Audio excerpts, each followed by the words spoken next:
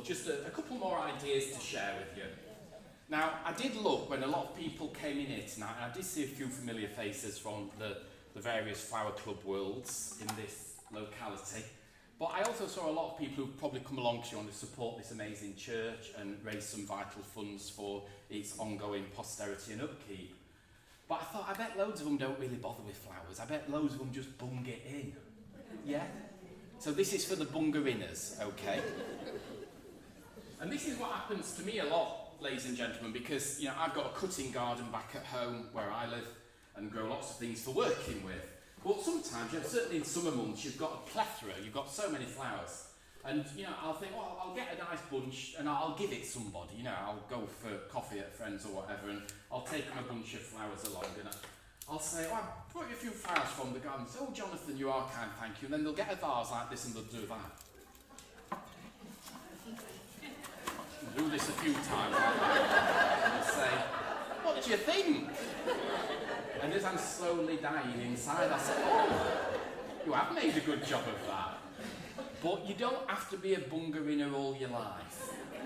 And the worst is, some of you, I think, could even be plonkers. But I'm going to change that tonight, because this is life-changing. Two things you want to remember from tonight. In here, I've got some liquid flower food, and we've got that for sale on the stand. And it's called Chrysal Clear. And it means you never have to change your water. So, traditionally, every second or third day, if you were using clear glassware, your water would go murky, wouldn't it? You'd have to empty it out and start again. If you put Chrysal Clear in your water, it keeps it crystal clear. It also has food in there that keeps feeding your flower, so it's got sugars and salts and nutrients and all the goodness it needs to keep them going. And it's got antibacterial quality, so it stops any nasties travelling up the stem. So you've got your little vase now, and I'm going to show you how you don't need to be a bunger. You need one of these, which is not something that you put over your sink to stop all the bits going down the plug hole, which is what it looks like, but this is a flower disc. These are fantastic. So you just sit that on top of your vase, like so, and then what I can now do is I can arrange with great care and attention, and I can make my design look non-bummed.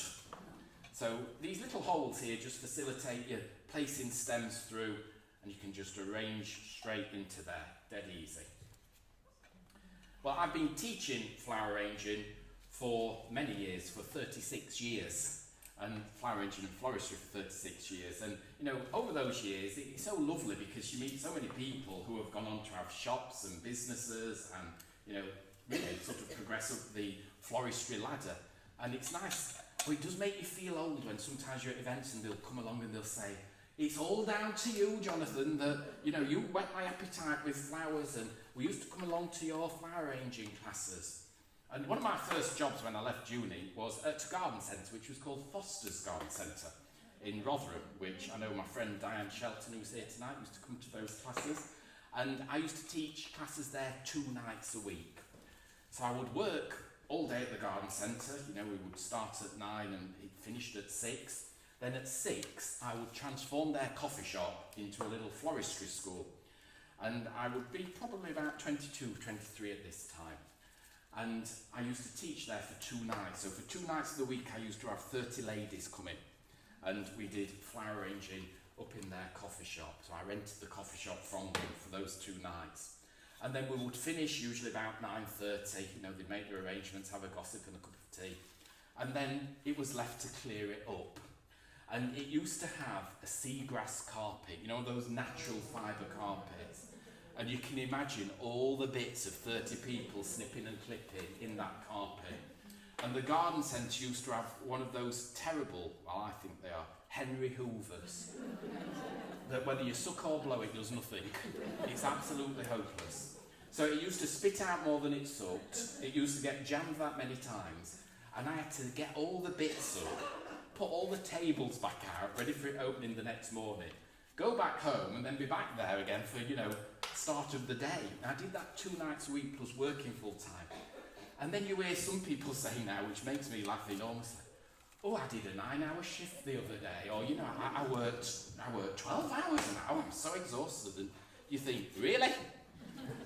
Live a week in my life, because they were hard times, really. They were sort of busy times, but it was so fantastic when all these people used to come along and you know, we would show them different ideas, I would teach them different things. And then one of them used to say, I don't know why you work here, you should work for yourself. And that sort of planted that idea in my head. And then what I did for quite a while, I worked freelance and I travelled around and I worked for lots of different florists. I used to dress quite a lot of flower shop windows and other shop windows, so did lots of styling. And then I did my teaching certificates and my demonstrating qualifications, and then sort of the rest really, sort of quite boring and history. But it's amazing really how there's so much creativity in this area and so much talent in this area. You know, we've got wonderful dahlias grown here. There's a national collection of euphorbia here in Hartle. You know, and there's so much sort of talent that comes out of this locality. And I was at Chelsea Flower Show this year, and I was chatting to a colleague down there, and you know, we were talking about this area, and they would say, oh, it's a mining area, isn't it? And I'd say, yeah, it is traditionally a mining area. I'd say, but if you went now, you'd never know there were mines there. And we didn't call them mines, did we? It's like the ponds, we called them pits. You had the pits, the collieries. And they were scary, weren't they? Quite frightening things, really, and lots of sort of doom and gloom and darkness and despondency. And when I was little, I would catch the bus from Northampton to meet my grandparents here in Hartle, but there was only like one bus every blue moon that came to Hartle, so I used to get off at Kiveton at the top. And my other auntie would be at the pub, the Saxon, which was where she was. So if you sort of were a bit sort of out of time, you could nip in the Saxon and, you know, sort of wait there. But then I would walk down there, I would meet Grandad halfway at the top of the hill. And I used to almost run past the pit, because it was frightening, you know, it was dark and it was sort of a bit grim and a bit gloomy. And now when you drive down there, you've got that wonderful recreation area, haven't you? Which is, nature's reclaimed it totally back. You would not know that all existed, would you? And it's a bit like this really, you'd never know that had been bunged in, would you? And you might have watched me at the beginning do that hand tide and think, I could never hold all them flowers in my hand together. This, if you want to make hand tide, is fantastic because there's your hand tide. So if you're giving friends a bunch of flowers, or if you want a Christmas gift, you know, a little stocking filler for friends, get on one of that because it's so fantastic. I think they're about £3. And you can stick all those in there, arrange it in a vase, and I could have put that in the top of that urn there and done it exactly the same in the urn. And no longer will people who live in the Hartle parish be known as Plonkers. There we go.